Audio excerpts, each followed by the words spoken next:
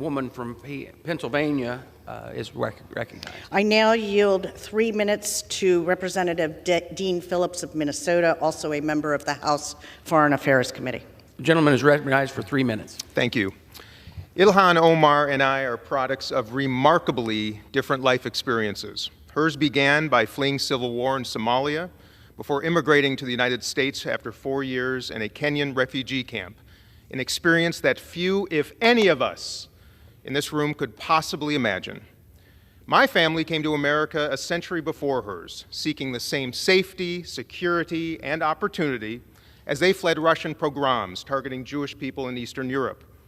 And my life began by losing my father in the Vietnam War, an American tragedy that may well have been prevented had this very chamber been filled with more voices like Ilhan Omar's. Now, don't get me wrong. Representative Omar and I regularly disagree on policy, both domestic and foreign, and she has at times used words that have caused concern, offense, and even personal pain to me and others.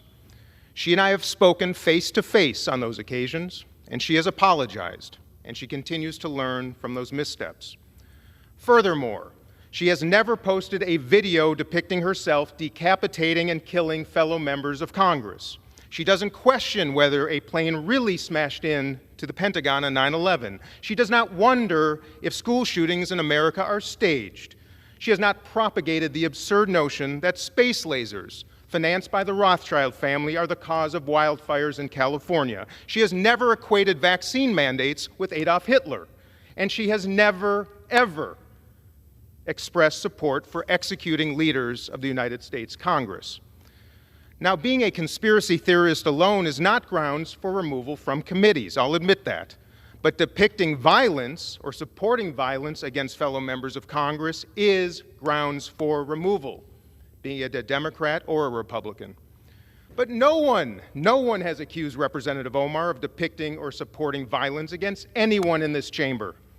So why will 90% of Jewish members of the United States House of Representatives vote to maintain her committee assignment?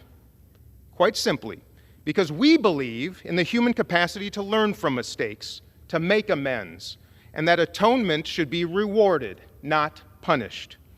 We also believe that the most dangerous acts by elected officials in a democracy are to silence voices of dissent, even those with which we fundamentally disagree. And that's what this is about, silencing and canceling. How ironic.